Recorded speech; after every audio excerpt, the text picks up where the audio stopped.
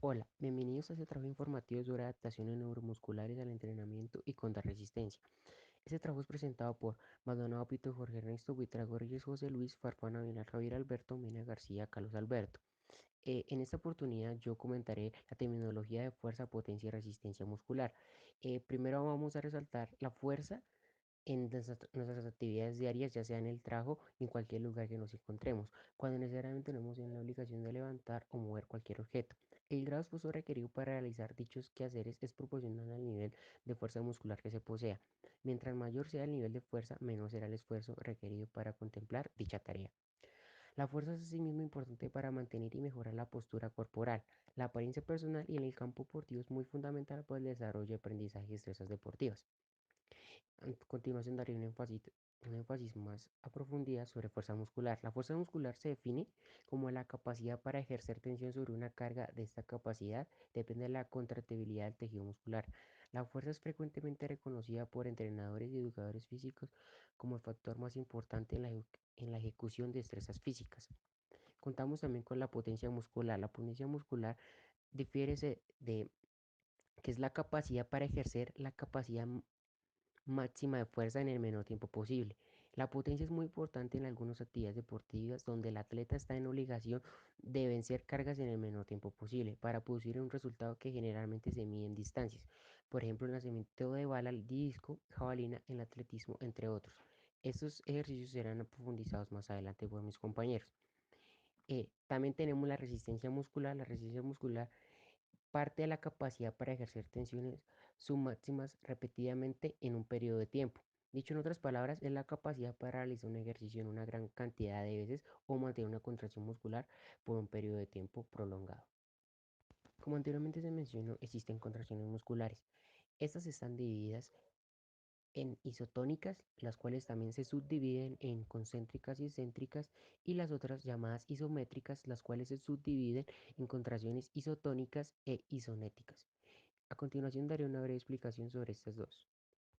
La contracción muscular concéntrica es aquella donde se aproximan las puntas de excesión y el músculo va en contra de la fuerza de gravedad, mientras que la contracción muscular excéntrica es aquella donde el músculo sufre un estiramiento dando que está contraído, al oponerse a la fuerza externa y va a favor de la fuerza de gravedad. La contracción muscular isométrica hace referencia a una contracción muscular donde no se produce un acortamiento apreciable de la longitud del músculo. Sin embargo, se produce un incremento de la tensión desarrollada por el músculo. Esto ocurre cuando el músculo genera fuerza e intenta cortarse, pero no puede sobreponer la resistencia externa. Como resultado, no se realiza la fuerza externa o movimiento. A la contracción muscular isométrica también se le conoce como con el nombre de contracción muscular estática. La contracción muscular isonética es aquella que se realiza a una velocidad angular o de giro constantemente. Este tipo de contracción se realiza en aparatos que ofrecen una resistencia adaptada a la fuerza aplicada para mantener la velocidad siempre constante en un valor predeterminadamente fijo. Un cordial saludo. Hoy vamos a hablar de los métodos del entrenamiento contra la resistencia.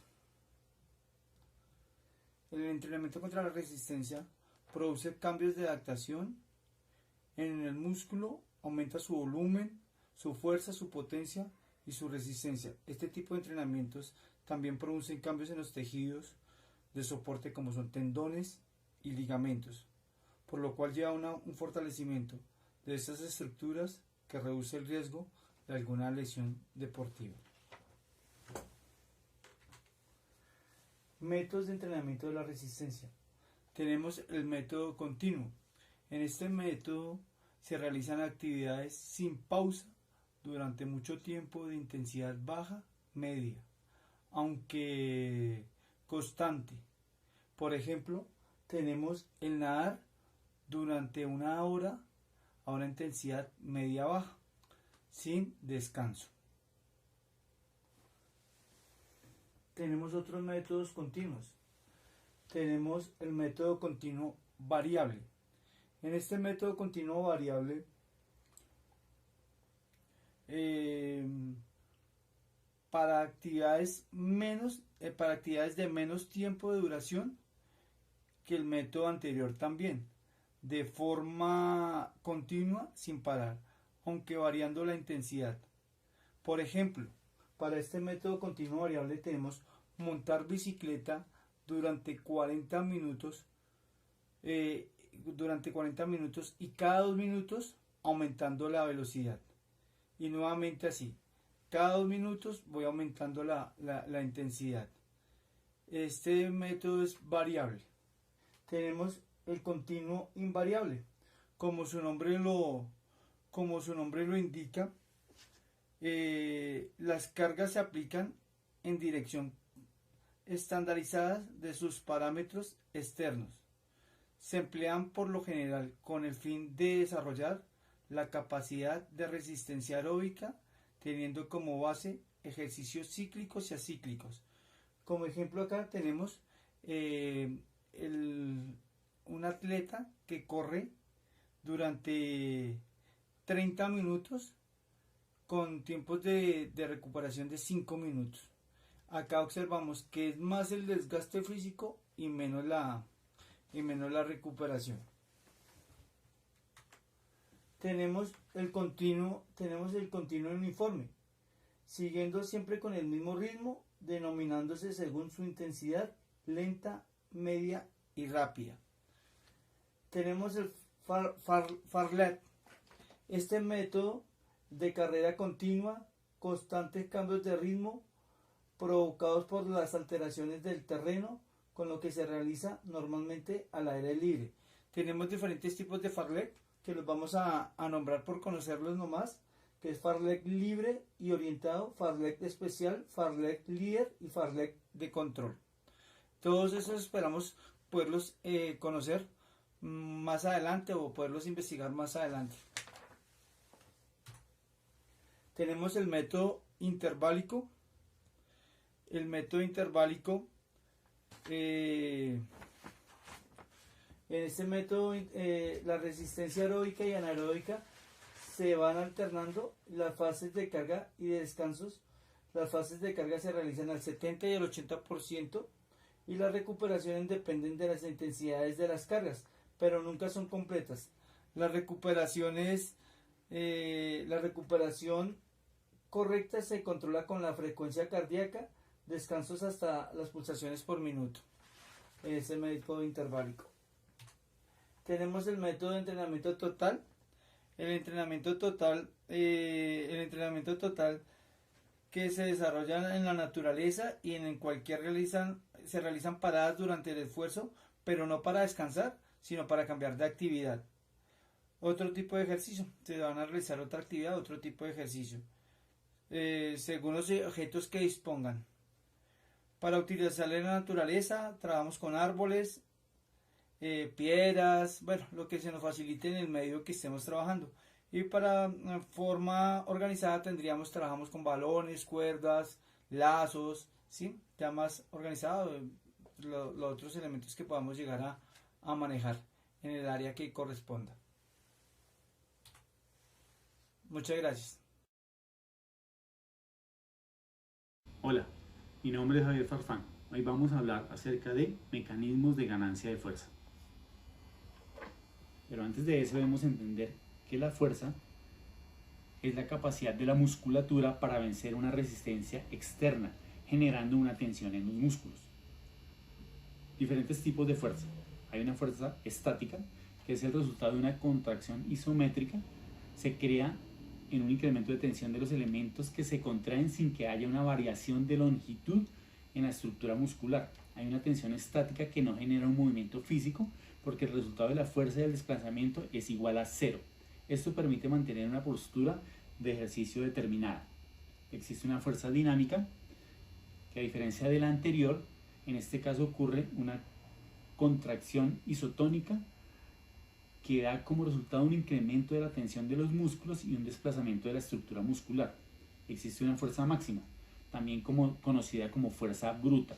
Está dada por la preponderancia de la masa corporal y se refiere al mayor esfuerzo que se puede implementar durante una sola contracción muscular máxima. Esto significa que determinará el desempeño de aquellas actividades deportivas en las que sea necesario controlar o vencer una resistencia dada, como el levantamiento de pesas, por ejemplo. Una fuerza explosiva, que es la capacidad que tienen los individuos de desarrollar tensiones musculares máximas en un breve lapso de tiempo. Algunos casos claros de este tipo de fuerza son los pesistas, cuando alzan rápidamente un peso específico, los lanzadores que al terminar su movimiento ejercen su máxima velocidad, y los saltadores que se elevan, o los velocistas cuando arrancan de un partidor o de un taco. Existe también la fuerza resistencia. Este esfuerzo varía en función del tiempo de aplicación e implica la capacidad del cuerpo de soportar la fatiga. Esta habilidad de aguantar el desgaste durante el ejercicio puede ser de corta, mediana o larga duración. Dicha combinación de fuerza y resistencia precisa de la relación entre la intensidad de la carga y la duración del esfuerzo para determinar cuál de los dos es preponderante. Existe también una fuerza relativa y absoluta. La fuerza absoluta es el sentido puro de la expresión de la fuerza, es el factor preponderante en el peso corporal del individuo. Mientras más masa presente el organismo, mayor será la fuerza que puede ejercer sobre una resistencia determinada. Y existe una fuerza relativa. La fuerza relativa está representada por la porción de esfuerzo, por la proporción de esfuerzo en función del peso corporal. Se manifiesta en atletas, en gimnastas, en saltadores cuyos niveles de fuerza relativa suponen un grado elevado de esta clase de esfuerzo. Mecanismos de ganancia de fuerza. Si entendemos que la fuerza es la capacidad de vencer una resistencia extrema generando tensión en los músculos, también debemos comprender cómo se produce esta tensión. El tejido muscular engloba tres grandes tipos. Músculo liso, que está presente en los órganos y en los vasos sanguíneos y se hace de carácter involuntario. Los músculos cardíacos, que se encuentran en el corazón, también es involuntario y responsable de que el corazón se contraiga de una manera correcta y continua. También existen los músculos estriados, que son los que más nos competen en este momento a nosotros, que es de los músculos del cuerpo que nos permiten movernos. Este tipo de músculo sí es voluntario. Este tipo de músculo es voluntario y recibe la inervación desde el cerebro a través de las motoneuronas y de la médula espinal. Asimismo, el músculo se compone de dos moléculas filamentosas llamadas actina y miosina. Ambas se separan entre sí cuando el músculo está en relajación o está relajado. Sin embargo, ante un estímulo nervioso y con una participación del calcio, la actina y la miosina se unen o se pegan y generan tensión en toda la unidad motora, en este caso el músculo. Esto es lo que conocemos como contracción muscular, que es la capacidad de generar una contracción más o menos potente y que determina la fuerza que debemos o que podemos vencer. Mecanismos de ganancia de fuerza. Existen dos tipos: musculares y neurológicos. Dentro de los musculares tenemos la hipertrofia muscular y la contracción muscular. Entendemos la hipertrofia muscular como el mecanismo más obvio y más conocido para ganancia de fuerza de hipertrofia muscular, mediante el crecimiento de una fibra muscular que se fortalece y es capaz de generar una mayor tensión en su contracción. Este es el objeto perseguido por los atletas de fuerza, especialmente en los gimnasios y en disciplinas especiales como el CrossFit, por ejemplo. Tres principales factores que producen hipertrofia muscular son la tensión mecánica, el daño muscular y el estrés metabólico. La tensión mecánica se refiere a la tensión producida por la generación de fuerza muscular en combinación con el estiramiento o acortamiento dinámico realizado durante un periodo de ejercicio. Esta tensión altera la integridad del músculo, lo cual resulta en una reestructuración que le da pie al aumento del tamaño del músculo estimulado. El daño muscular es un factor que se refiere a la rotura de tejido muscular y de tejido conectivo y los pequeños elementos del mismo, en este caso el sarcolema y tubos T, etc., los cuales estimulan una respuesta inflamatoria que trata de recuperar los tejidos dañados. El estrés metabólico es el factor que se refiere a la acumulación de metabolitos producidos en gran medida por el entrenamiento de carácter anaeróbico glucólico. El aumento de estas sustancias junto con el fenómeno de la hipoxia local debido a la isquemia provocada por la musculatura entrenada supone un estímulo para un aumento de síntesis proteica. La coordinación muscular, la mejora de la coordinación muscular es otro factor esencial a la hora de mejorar la fuerza. Se obtiene interiorizando patrones de movimiento a nivel neuromuscular. Por ejemplo, si realizamos una sentadilla con peso, muchas veces acabamos enseñando a los músculos cuándo tienen que activarse y cuándo no. ¿A qué momento deben participar como estabilizadores? Dentro de los mecanismos neurológicos de ganancia de fuerza tenemos el reclutamiento neuronal, que es otro mecanismo fundamental en el aumento del reclutamiento de músculos para la participación en determinados movimientos. Al igual que antes mencionábamos que a medida que realizamos un ejercicio mejora la coordinación para activar o no determinada, para mejorar la coordinación para activar o no determinada musculatura. También se mejora el reclutamiento de fibras musculares dentro del mismo músculo. Con la repetición del movimiento, el organismo utiliza nuevas terminaciones nerviosas que activan fibras que no se utilizaban previamente. Al participar más miofibras, este movimiento puede generar mayor fuerza. Eso es lo que tenemos hasta ahora como mecanismos de ganancia de fuerza.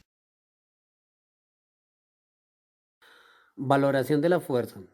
Se entiende por valoración de la fuerza que son medidas evaluativas que determinan el potencial máximo de un determinado músculo o grupo muscular para producir o ganar fuerza en sus distintas formas, explosiva, resistencia, máxima, etc.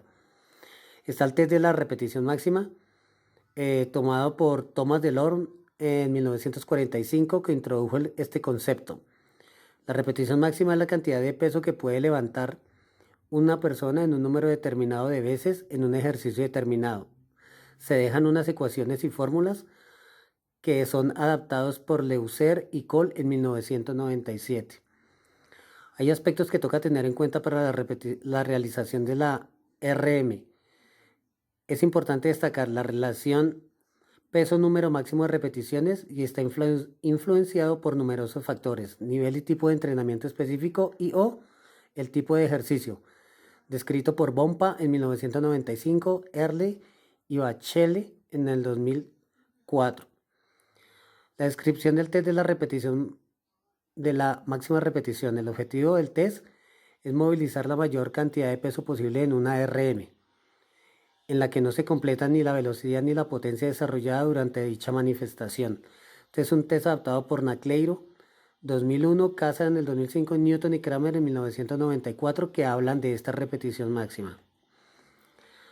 Habla de una metodología explicada por Nacleiro para realizar el test de la RM con ciertos protocolos, en los cuales tiene el primero acondicionamiento previo general, una pausa, el acondicionamiento previo específico con pausa, activación neuromuscular con pausa, una coordinación intramuscular, una aproximación a la 1MR y la búsqueda del peso máximo. Este es un protocolo para realizar la RM. Esta repetición de la RM típicas proporciona la medición del rendimiento concéntrico y no información de la capacidad excéntrica. También estamos con el método para hallar la 1RM a partir de 10RM, explicada por Clavijo del 2009, para personas que no están entrenadas. Se explica el procedimiento. Este método con tabla, que es un método indirecto, cómo se realiza y cómo se hace la fórmula para realizar la medición de la 1RM a partir de las 10RM, descrito por Pedro Hugo Clavijo Murcia, que fue un docente de la asignatura y especialización de pesas de la Universidad Inca de Colombia durante los años 1999 a 2012 en las universidades UTCA y la fundamentación del área andina. Se explican las tablas y cómo son los ponderados. También se explica qué modelos se pueden probar en diferentes músculos, la sentadilla, press banco y bíceps barra. También tenemos para las evaluaciones de la fuerza las máquinas isocinéticas, el Cybex, que es un dispositivo de ejercicio para medir la fuerza con los principios isocinéticos. Una contracción realizada a una velocidad constante y una resistencia variable. Esta velocidad del movimiento es controlada y proporcionada a la fuerza ejercida en cada punto a lo largo del recorrido. El Cybex es un dinamómetro y se utiliza para el fortalecimiento de los músculos a través del rango completo de movimiento en torno a terapia física o para mirar también una rehabilitación y monitorear el progreso de la construcción del músculo. La prueba Cybex se realizan varias pruebas dedicadas a distintas velocidades con distinta resistencia. También se trabajan los músculos en su parte antagónica o isquiotibiales. Prueban la fuerza, la estabilidad, la flexibilidad de las articulaciones, ligamentos de una persona. La máquina debe estar configurada para probar un movimiento fluido en articulaciones como hombros, rodillas, caderas y codo. El test de Bosco. El test de Bosco es una batería de test para la evaluación del rendimiento del salto vertical y comprende la relación entre el control motor y los movimientos multiarticulares basados en varias variables específicas. Aquí tenemos el squat jump, que es la manifestación de la fuerza explosiva en régimen concéntrico. Se explica y cómo se realiza la prueba. Se da una descripción de cómo se realiza el squat jump. Aparece también el test del counter moving jump, que es el contramovimiento, que es una manifestación de fuerza elástica explosiva en un régimen de tensiones múltiples. Se hacen las valoraciones, cómo se realiza y se dejan las imágenes para que tengan una mayor idea de cómo se hace. La estimación del índice elástico. Se realiza una estimación del índice elástico entre el counter mover jump y el squat jump para sacar el índice elástico como lo muestra la diapositiva. Se especifica y se aclara. También aparece el test de Abalakov, que es fundamentalmente que sirve para discriminar la incidencia de los brazos o brazos más largos con mejores resultados. Es un indicativo de un centro de masa más alto. El salto Abalakov o counter mover jump con impulso de brazos. Se deja también una diapositiva de cómo están los periodos de propulsión inicial, medio y final con sus valoraciones. Tomada de Gutiérrez Dávila y Garrido Gutiérrez, Motricidad y European Journal of Human Movement del 2011. Y se deja también una tabla explicada en Excel de saltos simples del squat jump, el counter mover jump y el Abalakov. Es tomada de medicinadeporte.com.ar. El T-Force es un dinamómetro inercial. Es un sistema dinámico de medida para la evaluación y el entrenamiento de la fuerza. Algunas variables que analiza el T-Force son velocidad máxima, fuerza máxima, estimada y pico de potencia estimado en ejercicios, press banca en fase de concentración máxima a velocidad. Y se dejan unas referencias del trabajo de valoración de la fuerza. Eliminar la incidencia de los brazos o brazos más largos con mejores resultados. Es un indicativo de un centro de masa más alto. El salto Abalakov o counter mover jump con impulso de brazos. Se deja también una diapositiva de cómo están los periodos de propulsión inicial, medio y final con sus valoraciones. Tomada de Gutiérrez Dávila y Garrido Gutiérrez, Motricidad y European Journal of Human Movement del 2011. Y se deja también una tabla explicada en Excel de saltos simples del squat jump, el counter mover jump y el Abalakov. Es tomada de medicinadeporte.com.ar. El T-Force es un dinamómetro inercial. Es un sistema dinámico de medida para la evaluación y el entrenamiento de la fuerza. Algunas variables que analiza el T-Force son velocidad máxima, fuerza máxima, estimada y pico de potencia estimado en ejercicios, press banca en fase de concentración máxima a velocidad.